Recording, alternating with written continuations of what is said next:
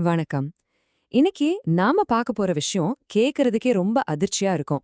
ஒரு சாதாரண கார் விபத்துன்னு நினைச்ச ஒரு சம்பவம், ஆனா அதுக்கு பின்னாடி இருந்த உண்மை என்னன்னு தெரிஞ்சப்போ, ஒட்டுமொத்த போலீஸ் டிபார்ட்மெண்ட்டே உறைஞ்சு போயிட்டாங்க.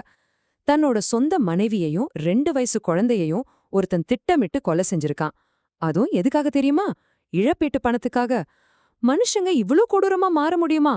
இந்த எக்ஸ்பிளைனர்ல உத்தரப்பிரதேசத்துல நடந்த இந்த நெஞ்சை பதற வைக்கும் வழக்கின் பின்னணிய நம்ம ஆழமா அலச போறோம். சரி, வாங்க விஷயத்துக்குள்ள போகலாம். பிப்ரவரி 25ஆம் தேதி இரவு உத்தரப்பிரதேஷோட ராம்பூர் நெடுஞ்சாலை. ஒரு கார் பயங்கரமா தீப்பிடிச்சு எரிஞ்சிட்டு இருக்கு. உள்ளே 25 வயசான பெண் காவலர் லதா, அவங்களோட 2 வயசு பச்சளம் குழந்தை 2 பேருமே பரிதாபமா எரிஞ்சு உயிரிழக்கறாங்க. பாக்குறதுக்கு இது ஒரு கொடூரமான விபத்து மாதிரி தான் வெளியே தெரிஞ்சுது. ஆனா நிஜமாவே இது விபத்து தானா, இல்ல பக்காவா பிளான் பண்ணி நடந்த ஒரு படுகொலையா? ஒரு நிமிஷம் யோசிச்சு பாருங்க. ஒரு தந்தை தன்னோட சொந்த குடும்பத்தையே உசுரோட எரிச்சு கொல்ல சதி செய்ய முடியுமா? கேக்குறப்பவே நமக்கு நெஞ்சு பதபதிக்குதில்ல. இந்த சிஎன்ஜி கார் தீ விபத்து வழக்குல விசாரணைய மொத்தமா திருப்பி போட்டதே இந்த கேள்விதான். அந்த இருண்ட உண்மைகளை தேடி போறதுக்கு இதுதான் மிக முக்கியமான ஆரம்ப புள்ளி. சரி, போலீஸுக்கு முதல்ல எங்க சந்தேகம் வந்துச்சுன்னு பாப்போம். இதுல தப்பிய கணவனோட நிலைமைதான் மிகப்பெரிய ட்விஸ்ட். இங்கதான் நீங்க ஒரு முக்கியமான முரண்பாட்டை நோட் பண்ணணும். ஒரு பக்கம் லதாவும் அந்த சின்ன குழந்தையும் தீயில கருகி பரிதாபமா கிடக்குறாங்க. ஆனா இன்னொரு பக்கம் கார் ஓட்டிட்டு வந்த அவங்களோட கணவர் தான் சிங். இவரோட உடம்புல ஒரு சின்ன தீக்காயம் கூட இல்ல. தலையில ஒரு முடி கூட கருகல. இது எப்படிங்க சாத்தியம்? ஒரு கார் தீப்பிடிச்சு எரியும் போது உள்ள இருக்கிற ஒருத்தருக்கு மட்டும் சின்ன கீறல் கூட படாம இருக்க முடியுமா? இந்த ஒரு காட்சியிலேயே இது சாதாரண விபத்து கிடையாதுன்னு போலீஸ் கன்ஃபார்ம் பண்ணிட்டாங்க. விசாரணை அதிகாரி ஸ்பாட்டுக்கு வந்து அந்த கணவர்கிட்ட ஒரு கேள்வி கேட்கிறாரு. உன் மனைவியையும் குழந்தையும் காப்பாத்த நீ கொஞ்சம் கூட ட்ரை பண்ணலையான்னு. அதுக்கு அந்த ஆள் எந்த பதிலும் சொல்லல. எந்த பதற்றமோ சோகமோ இல்லாம ரொம்ப அமைதியா அந்த இடத்துலயே நின்னுருக்காரு. இது போலீஸ்க்கு சந்தேகத்தை இன்னும் அதிகமாக்குச்சு. ஆனா பிகஸ்ட் ஷாக் இன்னும் இருக்கு. இவனோட உண்மையான நோக்கம் என்னன்னு தெரிஞ்சா நீங்க நிஜமாவே ஆடி போயிடுவீங்க. இந்த கொடூர கொலை எப்படி பிளான் பண்ணப்பட்டுச்சு, இவங்களோட அந்த மரண பயணம் எப்படி நடந்துச்சுன்னு இப்ப பார்க்கலாம். இவங்க போன ரூட்ட கொஞ்சம் கவனிங்க. பிப்ரவரி 18ஆம் தேதி மதுரால ஆரம்பிச்சு டெல்லி, நைனிடால்னு ஒரு லாங் ட்ரிப் போயிருக்காங்க. அங்கிருந்து திரும்பும்போது பிப்ரவரி 25 அன்னைக்கு ராம்பூர்ல இருக்கிற கோட் கிராம வழியா வந்திருக்காங்க. ஏன் இந்த ரூட்டை சூஸ் பண்ணணும்? இது நைட் நேரத்துல கனரக வாகனங்கள் அதிகமா போற, மக்கள் நடமாட்டம் இல்லாத ஒரு தனிமையான ரூட். ஆக இது ஏதோ கேஷுவலா போன வழி கிடையாது. ரொம்ப தெளிவா ஸ்கெட்ச் போட்டு தேர்ந்தெடுக்கப்பட்ட ஒரு மரணப்பாதை. அன்னைக்கு நைட் அந்த இருட்டுல என்ன நடந்துச்சு தெரியுமா? வழியில ஒரு தாபாவுல நிப்பாட்டி லதாவுக்கு குடிக்கிற குளிர்பானத்துல மயக்க மருந்து கலந்து கொடுத்திருக்காங்க.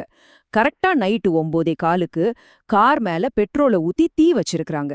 அந்த நேரத்துல மயக்கம் தெளிஞ்சு லதா வெளியே வர ட்ரை பண்ணப்போ அந்த பாவப்பட்ட பொண்ண திரும்பவும் தீக்குள்ளேயே தள்ளி விட்டுருக்காங்க. அது மட்டும் இல்லாம வேறொரு கார்ல தப்பிச்சு போகும்போது லதா செத்துட்டாங்களான்னு கன்ஃபார்ம் பண்ண அவங்கள சுத்தியாளாலையும் அடிச்சிருக்காங்க. கணவன், அவனோட மைத்துனன், அப்புறம் அவங்களுக்கு உதவி பண்ண வெளியாட்கள் 3 பேர்னு மொத்தம் 5 பேர் சேர்ந்து இந்த கொடூரத்தை அரங்கேற்றிருக்காங்க.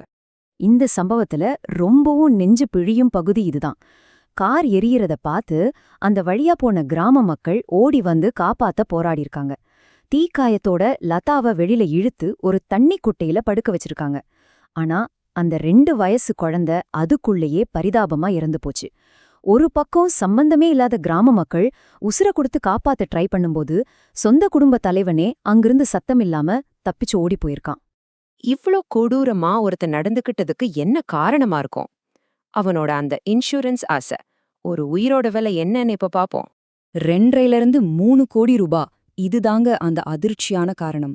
ஒரு மனுஷன் தன்னோட சொந்த ரத்தத்தையே அழிக்க தூண்டினது இந்த பண பேராசைதான்.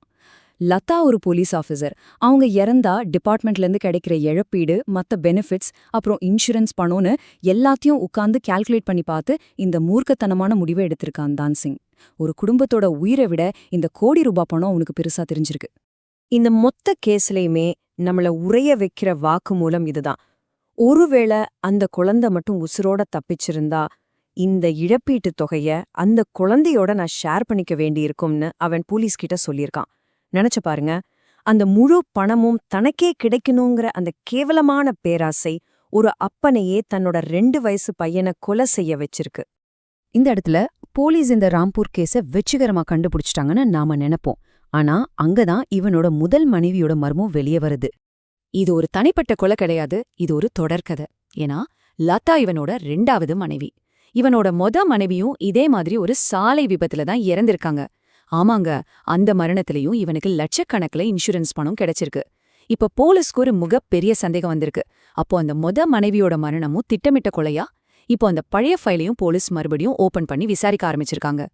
இந்த தான்சிங் எந்த அளவுக்கு ஒரு கொடூரமான மைண்ட் செட்ல இருந்திருக்கான்னு பாருங்களேன்.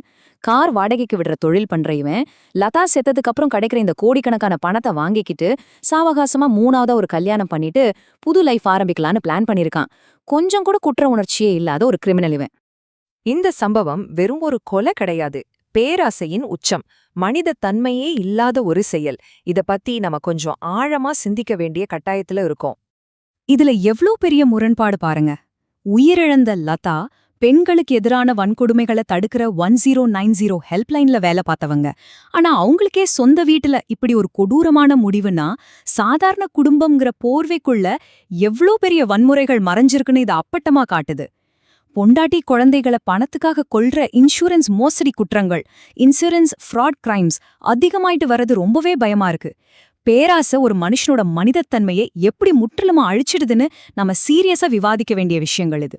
நாம இந்த எக்ஸ்பிளைனரோட முடிவுக்கு வந்துட்டோம். இது வெறும் ஒரு கொலை வழக்கு மட்டும் அல்ல, பேராசை மனிதத்தன்மைய எப்படி அடியோட அழிக்கும் என்பதற்கான ஒரு கொடூரமான எச்சரிக்கை.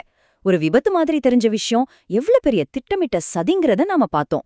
நம்மள சுத்தி சாதாரண முகமூடியோட இப்படிப்பட்ட கொடூரமான மனிதர்கள் வாழ்ந்துட்டு இருக்கலாங்கிற நினைப்பே ரொம்ப பயமா இருக்கு.